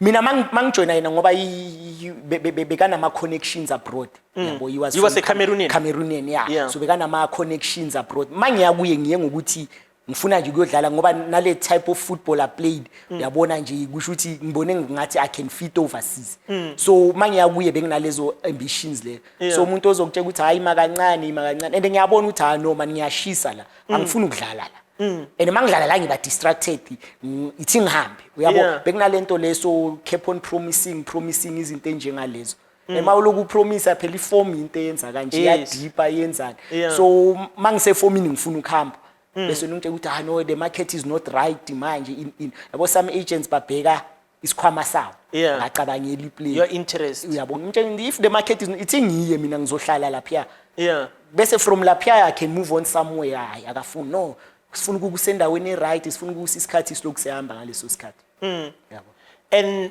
did he give you any advice of the pitch ukuthi the money we can do this with the money or no into lezo zinto lezo I think that's what's killing most players. Yeah. Ayikho lento ama-financial advices nani. You get i-player libuya ku-development, all of a sudden lihola i-20,000. Manje even worse, they get more than that. Malfika laphiyana, all of a sudden uphethe i-45,000.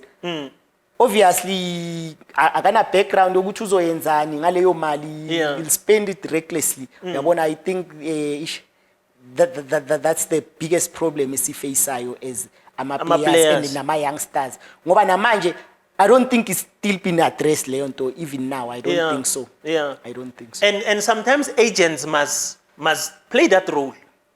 Guti, I'm your agent, I'm managing your affairs, football-wise and financial, I must advise. Ama-agent, as you know why ngithi ama-agent now, you can't trust them too much. Ngoba uthola i-agent inama-player ay-60.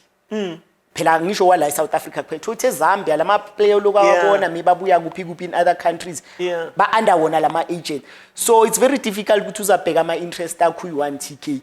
Naye usacake makasabheke wena khona omunye umuntu ngale akana team okumele amfunele i-team. Bese omunye uya overseas. Azi uyenzani? Ukhohlwa ngani abheke lo uya overseas. Ubona seka travela naye. Bahamba baya boma France nalo. Nina ngapha niselina sogolo yabo izinto enjengalezo. I think ile ukuthi uthola i-agent inabantu abaningi. Manage abantu abaningi. It's a problem. It's a biggest problem. Yeah. Yabo. So in a way you don't rate agents ukuthi they are adding value to footballers. No. Yeah. Manje ubheka na overseas i-football yakhona it's all about money. So uthola ama-players anama-clause wabo 1 billion and things like that. All because ama-agent, I think. I think iqala lapho kuma-agent ukuthi ezinye izinto bayamosha. Of course, yeah, we need the agent, but ezinye nje they take it too far. Yeah. So there is a perception about money in football. Some they say there is money in football, but it goes to the wrong people. Some they say there is money, but it doesn't stay. Surprisingly, that money just vanish. What's your feeling, especially during your time? Was there money in football then? Honestly speaking, no. I think mina ngibona kwami imali ze only after i-World Cup or during yabona masiso ya ku-World Cup njengoba i-World host i-World Cup ngapha. Yeah. I think 2010 ngithi ngabo ma 2008 masiya lapho nje. Namanje after World Cup, I think that's when sobona ama teams starting to pay better izinto njengalezo yabo. Yeah, but before no. Before mina ngazi amanye ama top players ama captain wama team. Totti captain maybe ku Santos. Biggest team uqeda uwin league is an international player mara hola i-7,000. Mina ngifike after one loan deal makumele ngibuyele sengiyamhlula ngihola twice as much. But then he's still my captain. Uyabona ukuthi nje and he's a senior. And he's a senior guy. Uyabona ukuthi nje ibalance nje bengekho right. Imali bengekho. Yeah. Akufani like now. Like now, no. Yeah. And in terms of bonuses, Pirates bonus bekhona? No. Winning bonus? No. Akuna bonus la? Hayi, angikhumbuli bonus. Pirates no.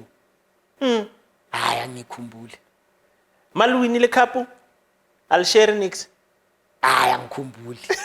Hayi mina. Futhi ku Pirates azange siwine next year ngesikhathi ngikhona. But then mawuzwa ngabantu no. Angikhumbuli. Yeah. Ne winning bonus ukuthi winning yabo abo Chiefs by then ngoba besinabangani badlala khona ku Chiefs bebakutshela ukuthi i winning bonus bekwabo ma 3,000 3.5. Yeah. Uswayilusi beyikhona uyabo kwamanye nje ama team Celtics sometimes bakhona yabo ngama big games nani. Ku Pirates beyingekho leyo nto leyo. Swallows but paid good bonus. Yeah, Swallows also paid good bonus. They'll pay how much for a win then? Bekwabo ma 2,000 a win. Yeah. Which is imali uyithola maybe immediately after game. Yeah. Yeah, Swallows paid good bonuses. But then at Pirates, you guys, you hear your peers are getting bonuses for a win. You don't say, hey, senior players, captain. That's the problem ke ku Pirates ngoba manje I think that's the main problem ngoba awazi ukuthi uzokhuluma mawuthi yakhuluma bazokutshela ngala bya. Yeah. But I wena uyabaza abo Brazil wena anikakenzi next ndabafana hlalani. We understand. And manje it's a big institution. So Anyeke uzuye directly kumuntu kumele uye kubani and maye waqala wena wathi uyoyiraise ubani wena ufika ku Pirates uzoraise izinto enjengalezo wakuthe ukuthi usaqeda ukufika la so ukhuluma ngento eyiso uyabo I think nje iyo mara izinto amajita ayakhuluma emasayidini enoti uzwile labantu bathi mabasidla abatholani nina hayi bakutshela ukuthi hayi ibadge mfana ibadge lalela ibadge eish so let's talk currently now. You played football, ne? And most importantly, you played for the big three, even though at Chiefs was development. You played for Pirates, played for Sundowns. You know the challenges better of playing for a bigger team, on and off the pitch.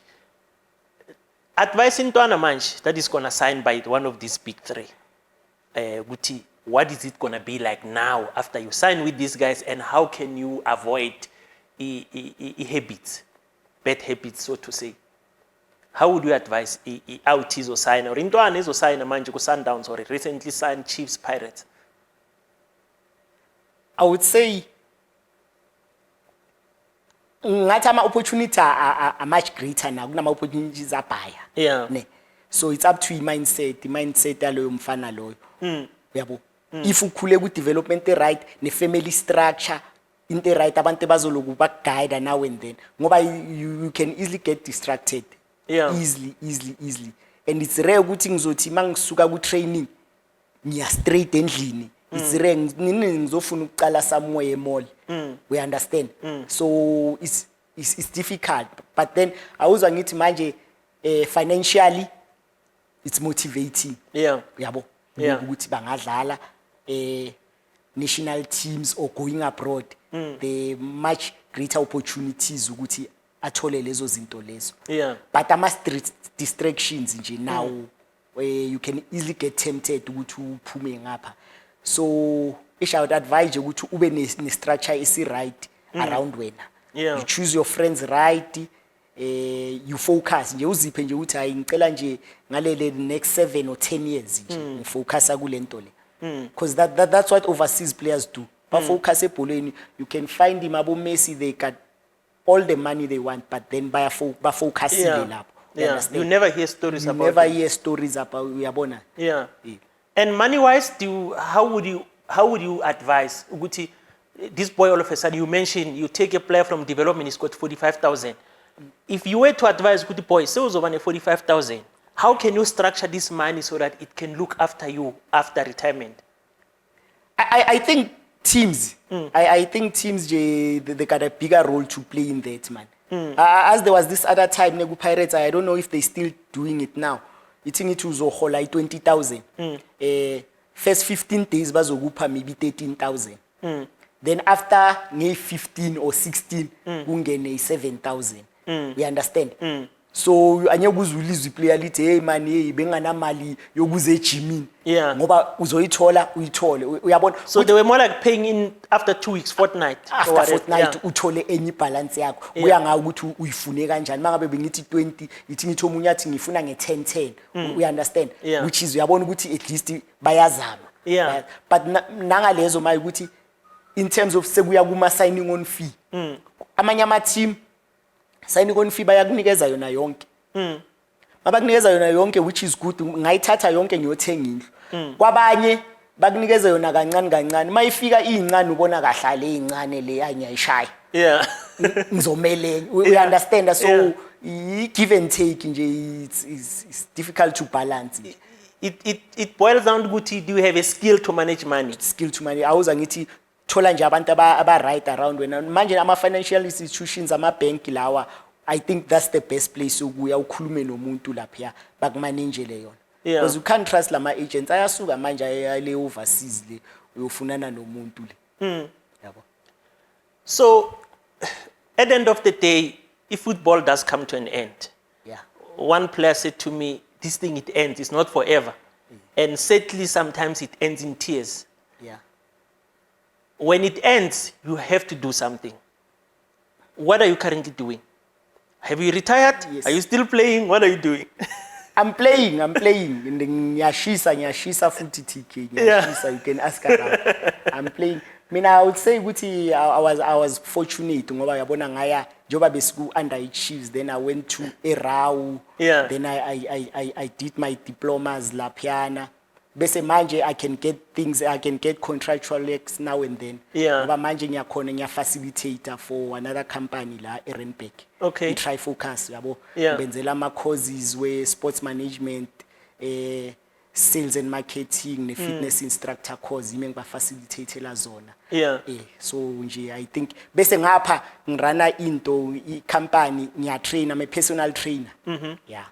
Lento yokujimisa team yonke ya nokunceda now and then, but then personal trainer, I get boys. If you have a boy maybe a 17-year-old, yeah, nakhona I'm more specialized kuma offensive players, wingers, strikers, yabona ngifundisa abo technique, izinto njengalezo tactical work. So ngidila ngama one-on-one players. Ama players abuya ku injury, maybe ufuna ukuzo recover. Ngiyenzisa lezi zinto zokurecover to get back to be right masobuyele teamini yakho. Yeah. So day to day nyenza lezo ke. No, that's good because you are still involved in the game and that's what you know and that's what you love. Yes. And is it are you this one of special training? Do you take clients? Yes, I take clients. Yeah. I take clients. Abanye abafana bayahamba nje khona omunye bekambile aye Portugal, but then une family ngale. Yeah. So ngiyaba trainer nje now and then mabazile daily or maybe ngskip nje we phone, I make appointment now ngiyak trainers. Yeah. And while they train with their team, special teams, they abadlala kubo. Okay. And do you have a social media where you run this where new clients can reach out to you? No, so far ngoba ngisese Albertine, so abantu abaziyo bo Bedford, lengamla zase Bedford, Albertine, yabona ngisese lapho ngisafuna ukubuilda around lapho. Yeah. But the client base yakho now is what? White players. Yeah, yazi ama white players support abantwana babo, azibaya supportana and ubone ingamla ne uyiqalise seyincane uyabona iprogress nje bayiqala ithi nabo 16. So yabona ukuthi lo muntu mani ngumthola nabo ma 13 years bekangekho, so after abo ma 3 years ama parents aya support now and then. So abodaki, which is abodaki, they got so much talent, but then that support umuntu uzitshela ukuthi especially ama players abuye eKasi uzitshela ukuthi ngiright nginokubathatha abanye, few of them nginokubathatha from eKasi. Umuntu azitshela ukuthi no ngiright, ngithi asambe ngiyojimisa le ngamla zami wozana makafika lapha amangale endoda lengamlo iphethe la iso thothi intwana inabo ma 15, but tactically is good, ama shooting, crosses, accuracy, umuntu abone ukuthi hayi mani sisele emuva lapha khana bona lapha ngithi uyabona lento yenu le sometimes it doesn't work. Uma ubone ezinye izinto yabo manje only a few bayaqala ke kuyenza uyabona ukuthi beze kimi ngama special bafune wona ama special trainings lawo. Okay.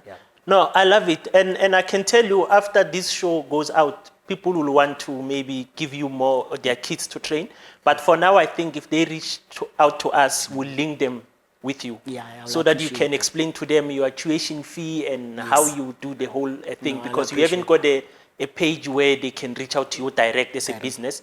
But if there's anybody who's got a kit that wants their skill to be perfected or developed better, talk to us and then we'll reach out to Patrick Thwala so that you talk and see how he get to your kit and train him. Yes. Yeah. So we're about to close.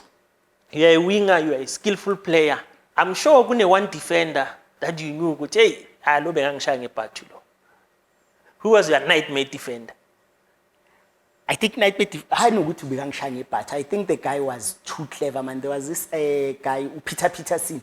Peter, he played at Swallows as a right back and Maritzburg. Maritzburg. Yes. That guy was giving me trouble. Ngoba man as a winger when ufuna attack. Uthi uyam-attack alibambe abuyelele emuva. Sekumele nawe uyogijimisana naye lapha. Uyabona into ama-wingers, most of the wingers angayifuni. So that guy he was a bit tough for me. Yeah. So he makes you mark first. When you get the ball, awunamoya ukubuyela kuwe. Hey, anginamoya ukubuyela kuwe. Sengiyasaba ukuthi naye lo uyeza. Yabona ngisayi nge-full force. So maye laba abanye uthola abanye vele etho ukuthi sengiye gamini nje baplanile ukuthi endoda wena ube ubhekane nalomfana lo yangala. Sekangimele leyo yabona ukuthi nginaleyo confidence ukuthi hayi lo yavele nje angiyazi ukuthi la khona nje ucabanga ngami. So uthola uPeter akanandaba nama uyalena naye azele le. Ubona icoach naye seyichintsha ama instruction phethu umuntu wakho uyahamba lapha yabona so bakhona abanjalo yeah, but that guy used to give me a hell of a time. Yeah. And the best player you played with, if there are many you can mention, Uguti, these are the best, maybe my top 3 or my top 5 teammates I've ever played with.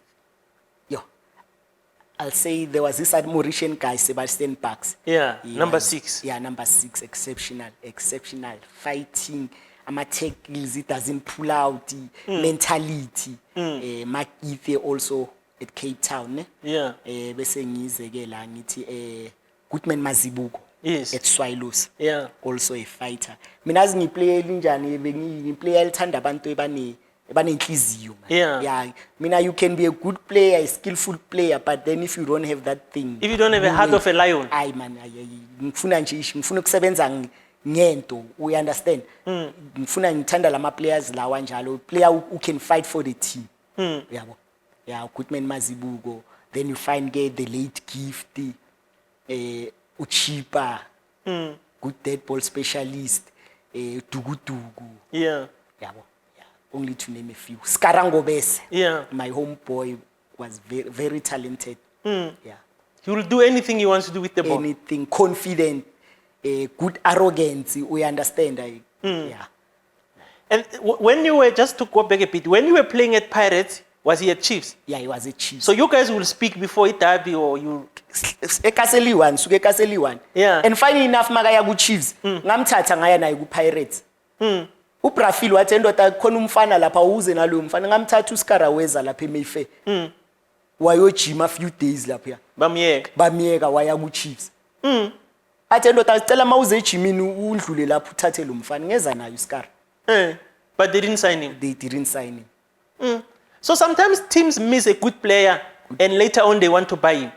Into enzekala namanje you find Chiefs players, iChiefs iyathatha abafani ba release. Ibalande nini 7 years back sebabathenga ngemali nini. Yes, because in your situation if Pirates didn't hijack your deal, they could have bought you. They could have bought you and they developed. Uyabona. Yeah. I think that's what's happening now. So what do you think of the current PSL status? Let's talk about the big 3. You've got Sundowns, you've got Pirates, you've got Chiefs. I'll say Sundowns has been winning the league for the past 5-6 seasons. Yes. What have they done right? And why is Chiefs and Pirates not able to catch up with them? I think I'm an acquisition of players, management, the Sundowns. I think they're up there to nalawa amanye overseas teams. Yeah. Yabona yonke into bonke abantu baba appointayo. Now when the group abantu base office abantu bakuphi they all uyabona ukuthi mentality yabo ba under this mission ukuthi Sundowns as a brand bafuna ukuyisa kuphi. Yeah, I think Sundowns nama players bawalandayo bayalanda ama players, we can say ukuthi hayi ba sign ama player amaningi nani but bayazi they play in Africa, they need good players, they need lots of players ngoba banama game amaningi yabo. I think Sundowns iyo nje eshaya lawa amanye ayi2 towards ngalezo zinto lezo. Maye uthole enye Chiefs o bafuna ukuthenga abantu sekwama free agents, only now ngathi khani baba right ke bakhonile ukuye market bathenga. Before because ukuthi Chiefs ithenga ama free agent into njengalezo. iPirates beyithenga past few seasons ithenga iplayer elihluphile. If ungidlala ku Cape Town City ngalihlupha uzezwa bathi bayakufuna, we understand. I think scouting as fun. As fun. Sundowns what I know ukuthi inama scout futhi na for lama player aba ku development. Uyabona they scout from they there. Scout. Obviously if they got scouts ebabenzela lezo zinto lezo uyabona ukuthi every good talent ebayibonayo bazoyithatha. Do you have a best 11 team that you, if I were to say give me your best 11 ungathi le team le manganginika yona ingangibuyela nama results le? Including which players? Current players? Current and past. Hey, current players. Kulama current players I'll take Lodge. I can take Lodge. I'll take Kune. I'll take him. I'll take who else can I take? I was a very good admirer of Dentlade. Yeah. I still take Dentlade. Yeah. Dentlade good, yeah, against match. He just sweep the ball in the box. He direct. Stick to basics. Basics. I'll take players like that. I could take Uyeye. Yeah. Simphiwe Shabalala, I respect. Yeah. Yeah. Yeah, but then most of my team just sell because I'm a players who usually I played with. Abo OJ Mabizela. Yeah. Lakil Khwati, funny enough, I still play with him. Yeah. Lakil Khwati. So yeah. Striker sakho ngathatha. Striker. Yeah. Yo, striker. Striker ngathatha bani? Benjamin Nwarwari. Yeah. I'll take former that guy. Cosmos. Yeah, I'll take that guy. Yeah. Take Ubenji. The late Alpram Rasilimani, I'll also include him in my team. Yes. So Loch wamrate. Yeah, Loch can read that. Yeah, umnati. Umnati that boy. But and we are going to Loch hasn't reached his full potential yet. That guy, you can see there's something in him. Mara we are born good man.